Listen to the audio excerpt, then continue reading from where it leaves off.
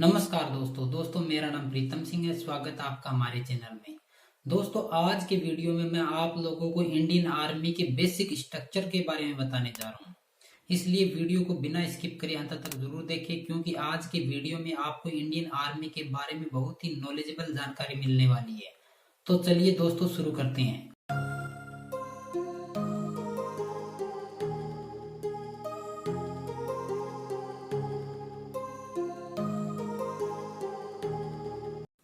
दोस्तों जैसा कि आप लोग जानते हो कि हमारी इंडियन आर्मी का मुख्य कार्य हमारी सुरक्षा का है, परंतु दोस्तों आपको पता होना चाहिए कि इतनी बड़ी इंडियन आर्मी को भी एक व्यवस्था के द्वारा चलाया जाता है।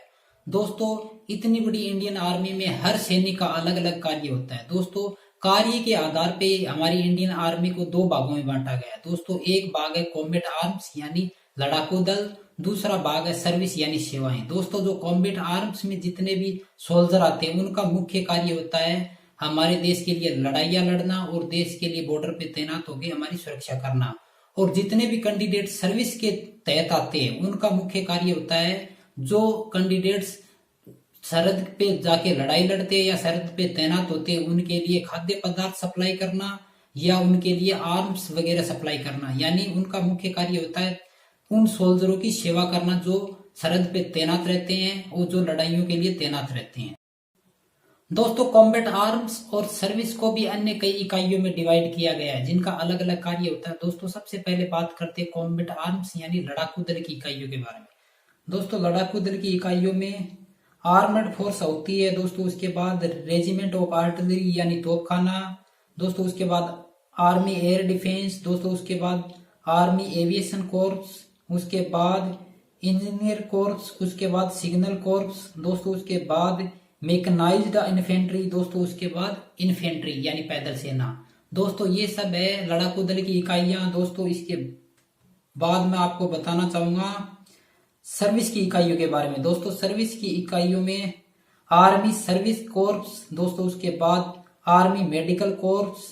उसके बाद army dental corpse, army ordinance corpse.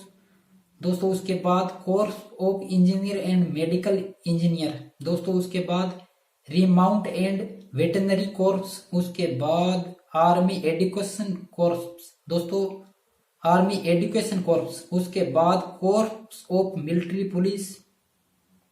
उसके बाद पायोनियर कोर्प्स। दोस्तों उसके बाद आर्मी पोस्टल सर्विस कोर्प्स। दोस्तों उसके बाद टेरिटोरियल आर्मी यानी प्रादेशिक सेना भी सर्विस के अंदर आती है। दोस्तों टेरिटोरियल आर्मी के बाद defence security corpse, intelligence corpse, जज एडवोकेट जनरल डिपार्टमेंट। उसके बाद मिलिट्री नर्सिंग सर्विस। दोस्तों ये सभी इकाइयां सर्विस के तहत आती है। दोस्तों इससे पहले मैंने आप लोगों को बताया था कि इंडियन आर्मी को जॉब के आधार पर दो भागों में डिवाइड किया गया है। दोस्तों इसी के आधार से प्रत्येक इंडियन आर्मी के सैनिक को उसकी जॉब से डिफाइन करवाया जाता है। दोस्तों अब बात करते हैं इंडियन आर्मी के स्ट्रक्चर के बारे में। दोस्तों बेसिक स्ट्रक्चर, इसी के आधार से पूरी इंडियन आर्मी को कंट्रोल किया जाता है। दोस्तों इंडियन आर्मी की सबसे छोटी इकाई होती है सेक्शन। दोस्तों एक सेक्शन में 10 सिपाही होते हैं। दोस्तों जिसको कमांड करते हैं यानी कंट्रोल करते हैं एक हवलदार। दोस्तों सेक्शन के बाद अगली इकाई है प्लाटून। दोस्तों एक प्लाटून में लगभग 32 सैनिक होते हैं, यानी 3 सेक्शन से मिलकर एक प्लाटून का निर्माण किया जाता है। दोस्तों प्लाटून को भी कमांड किया जाता है जेसीओ द्वारा।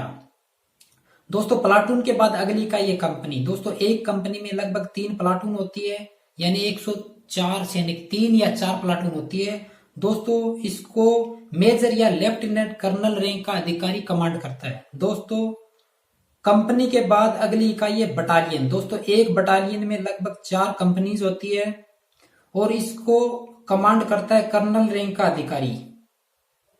दोस्तों बटालियन के बाद अगली इकाई है ब्रिगेड। दोस्तों एक ब्रिगेड में लगभग 3 से 4 बटालियन होती है और इसको कंट्रोल करता है ब्रिगेडियर। दोस्तों ब्रिगेड के बाद अगली इकाई है डिवीजन। दोस्तों एक डिवीजन में 3 से 4 ब्रिगेड होती है और दोस्तों इसको कंट्रोल करता है मेजर जनरल रैंक का अधिकारी। और डिवीजन के बारे में मैं आपको बताना चाहूंगा कि इस समय इंडियन आर्मी में 40 डिवीजन है। दोस्तों 18 इन्फेंट्री डिवीजन है, 12 माउंटेन डिवीजन है, 3 आर्मड डिवीजन है और 3 ही आर्टिलरी डिवीजन है। दोस्तों डिवीजन के बाद अगली इकाई है कॉर्प्स यानी कोर। दोस्तों इसमें इंडियन आर्मी में लगभग 14 यानी 14 कोर है। दोस्तों कोर को लेफ्टिनेंट जनरल रैंक का अधिकारी कमांड करता है। दोस्तों एक कोर में लगभग 3 से 4 डिवीजन होती है। दोस्तों कोर के बाद सबसे लास्ट की इकाई है कमांड। दोस्तों इसमें इंडिया में 7 कमांड है। दोस्तों 6 ऑपरेशनल कमांड है और 1 ट्रेनिंग कमांड है। दोस्तों ये पूरी इंडियन आर्मी को ही कंट्रोल करते हैं। दोस्तों कमांड को कंट्रोल करते हैं लेफ्टिनेंट जनरल रैंक का ऑफिसर। दोस्तों ये तो थी इंडियन आर्मी की बेसिक स्ट्रक्चर के बारे में जानकारियां। दोस्तों इससे पहले मैंने इंडियन आर्मी की रैंक से रिलेटेड एक वीडियो बनाया था दोस्तों, जिसमें मैंने पूछा था कि इंडियन आर्मी की सबसे बड़ी रैंक कौन सी होती है। दोस्तों कुछ दर्शकों ने इसका सही जवाब दिया। सबसे पहले तो मैं उन दर्शकों को बहुत बहुत बधाई देना चाहूंगा। दोस्तों अब मैं आपको बताना चाहूंगा कि इंडियन आर्मी की सबसे बड़ी रैंक कौन सी होती है। दोस्तों इंडियन आर्मी की सबसे बड़ी रैंक होती है फील्ड मार्शल की। दोस्तों आज का वीडियो आपको कैसा लगा? अगर आज का वीडियो आपको अच्छा लगा हो तो इसको लाइक जरूर कर दे, हमारे चैनल को भी सब्सक्राइब कर ले। दोस्तों आपका बहुत बहुत धन्यवाद।